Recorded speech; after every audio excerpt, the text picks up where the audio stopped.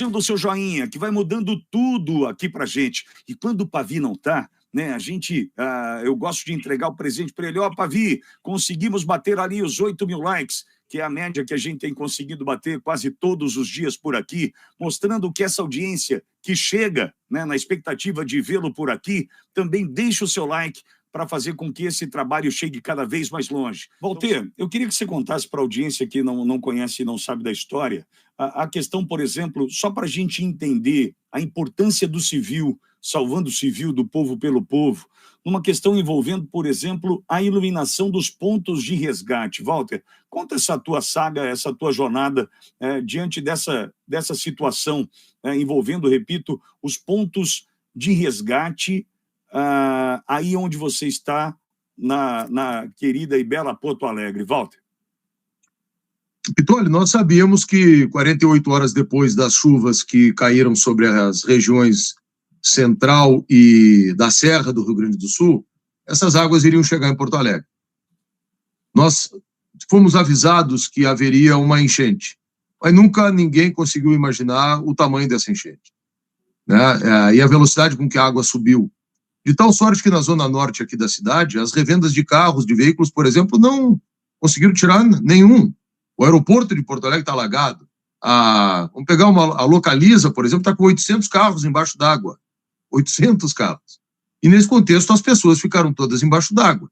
Então se criou uma mobilização, que é uma das coisas mais fantásticas que eu já vi na minha vida, de que todo mundo que tinha um barco, um caiaque, um jet ski, um jeep troller, se jogou numa tarefa de salvar pessoas.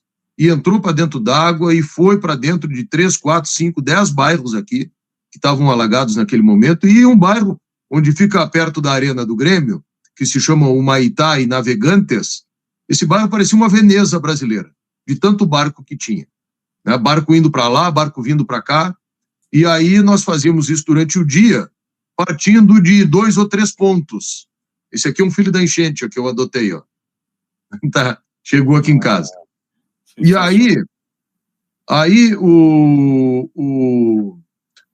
quando nós voltávamos no final do dia, normalmente na entrada dos viadutos, porque a água chegava até ali o viaduto, então na rampa do viaduto a gente fazia a operação. Não tinha luz.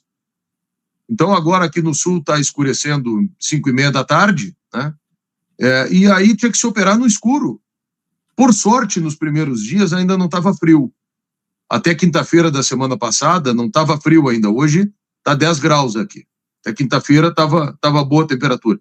E nós retiramos, nesse esforço, 50.000 pessoas desses bairros.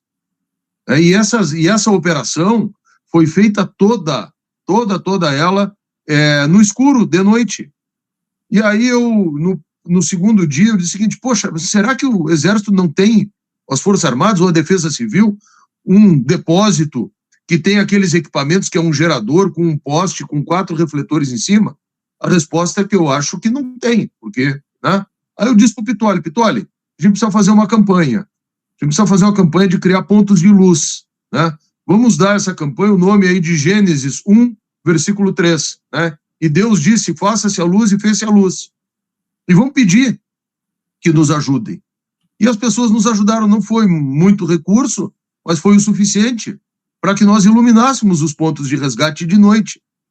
Um desses pontos, por exemplo, é no Anfiteatro Pôr do Sol, às margens do Guaíba, e as pessoas que vieram aqui, encontrei gente de São Paulo, encontrei gente do Mato Grosso do Sul, encontrei gente da Bahia, atravessava o Guaíba, que é aqui na frente de Porto Alegre, é quase um mar, é um rio grande, né? Para vir lá de Guaíba, de Eldorado, é uma navegação complexa, não é fácil, com uma correnteza muito grande, porque ele chega em Porto Alegre, esses 4 ou 5 rios, eles contribuem para um estuário que se afunila no extremo sul de Porto Alegre, no que a gente chama de farol de Itapuã, e depois sai dali para a Lagoa dos Patos. Então faz uma corrente quando passa por Porto Alegre, uma correnteza. E nessa correnteza muito forte, esse pessoal heróico estava trabalhando sem ter como voltar de noite para um ponto de referência. Então nós víamos com as pessoas dentro do barco, tinha que desembarcar no escuro. No primeiro dia de operação, a hora que eu fui descer da minha lanchinha que eu estava operando, que também não podia ser equipamento muito grande, eu coloquei o pé para fora achando que eu ia dar pé, e não dei pé e caí dentro d'água e mergulhei dentro daquela água.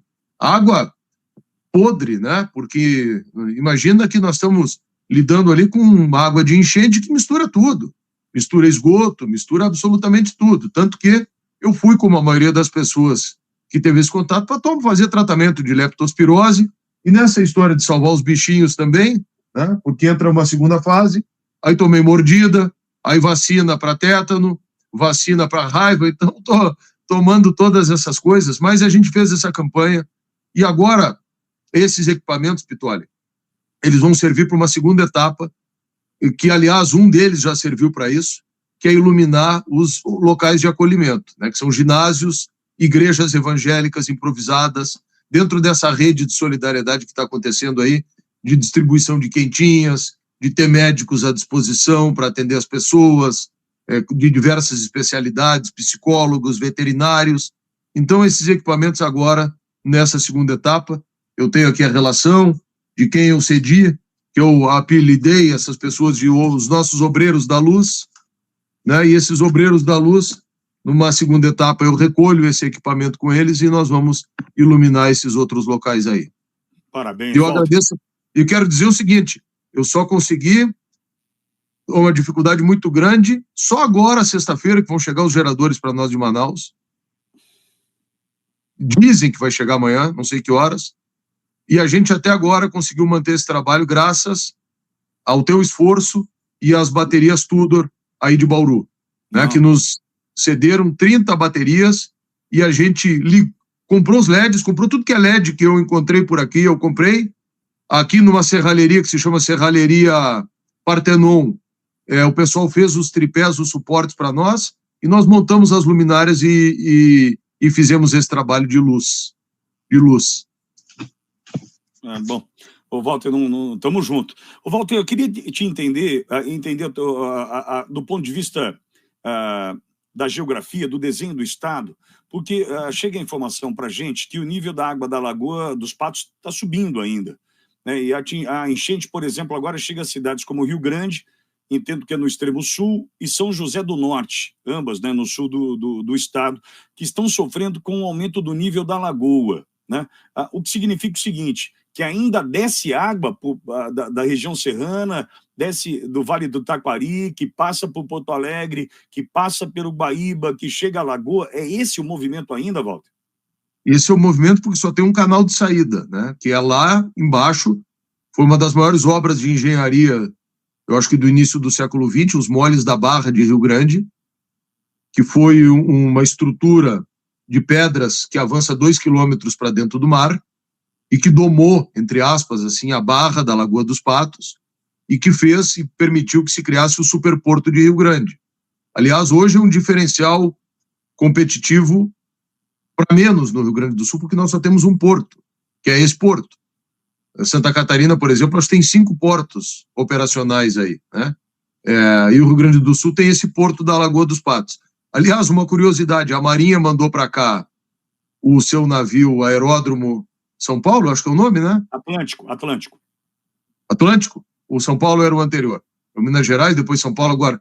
E o São Paulo não conseguiu vir para Porto Alegre porque não conseguiu entrar, não tem canal suficiente na Lagoa dos Patos para que ele entre.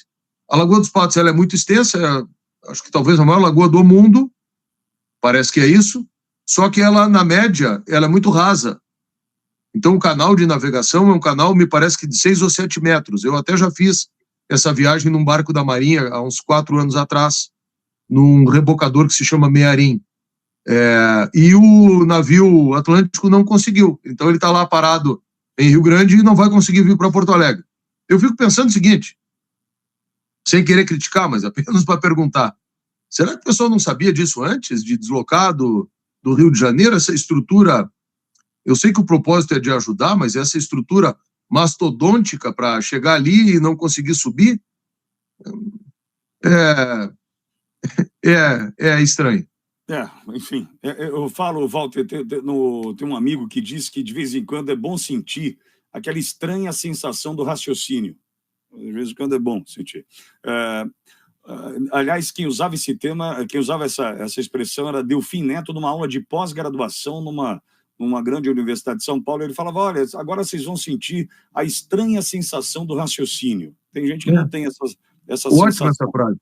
Ótima essa frase. Eu sei que o planejamento faz parte, eu fiz um curso de política e estratégia de governo aqui da Escola Superior de Guerra, e eu sei que o planejamento faz parte da doutrina das Forças Armadas, né? Eu não sei como é que alguém não perguntou esse negócio antes. E se... Walter, agora, o que me chama a atenção é que mais de 600 pessoas foram resgatadas entre a noite de ontem e a madrugada de hoje em Rio Grande, na cidade do Rio Grande, né? Aliás, como é que vocês falam no Rio Grande, em Rio Grande? Como é que vocês mencionam a cidade de Rio Grande, Walter?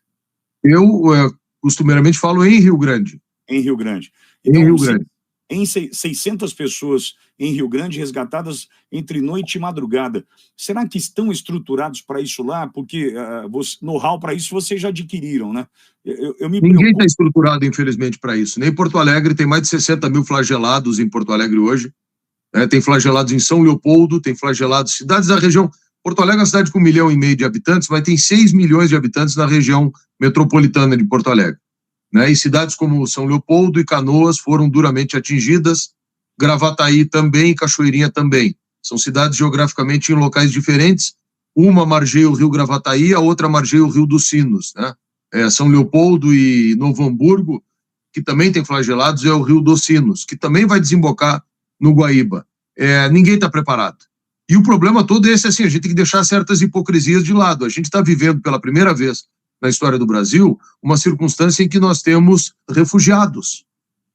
Porque são pessoas que saíram de casa e perderam absolutamente tudo.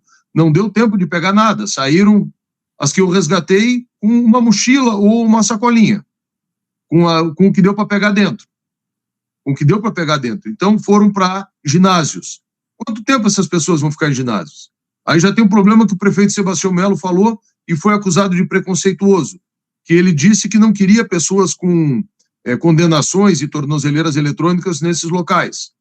Bom, mas se essas pessoas estão condenadas e quem colocou nelas a tornozeleira eletrônica e quem as discriminou por uma razão legal foi o próprio sistema judiciário, como é que o judiciário vai criticar o prefeito Sebastião Melo? Por isso, por querer defender as pessoas. E aí nós temos episódios já de violência. Essas pessoas perderam tudo o que a gente pode imaginar também com relação à privacidade humana, Pitoli. Sim. Porque elas já estão, a questão de 12 dias, num ginásio, dormindo num colchão, com 1.000 pessoas que elas nunca viram na vida. Hoje está chovendo de novo em Porto Alegre. As crianças têm que ficar dentro desses ambientes fechados. Imagina isso. Né? Aí tem muita gente que está botando roupa fora porque não tem estrutura para lavar as roupas. Estrutura de banho, precaríssima. Estrutura de alimentação, é na base do voluntariado. As ONGs e as pessoas fazem marmitas e levam 60.000 pessoas. 60.000 em Porto Alegre. Então, a maior crise humanitária da história do Brasil também. Para onde é que essas pessoas vão ter que ir? Nós vamos ter que conseguir com a ONU, com a Unesco, com essas entidades, barracas que já deveriam ter sido providenciadas. Eu, inclusive, sugeri aqui em Porto Alegre, nós temos o antigo estádio olímpico, que era o estádio do Grêmio, que está há 10 anos fechado. Eu tenho uma criança aqui, ele não para quieto, vocês estão vendo, né? Mas é bebê. Seja bem. O estádio olímpico está fechado, né? E o estádio olímpico é um perímetro, seria fácil de manter a segurança, montar 200 barracas lá dentro, colocar mulheres e crianças ali dentro, botar para funcionar os banheiros, porque tem a estrutura hidráulica, talvez um pouco de manutenção, mas não seja difícil, fazer do lado de fora, na área de onde era o campo suplementar do Grêmio, uma grande tenda para fazer um refeitório, colocar ali containers para fazer lavanderia e colocar lá 5.000 mulheres com crianças, ou mais até.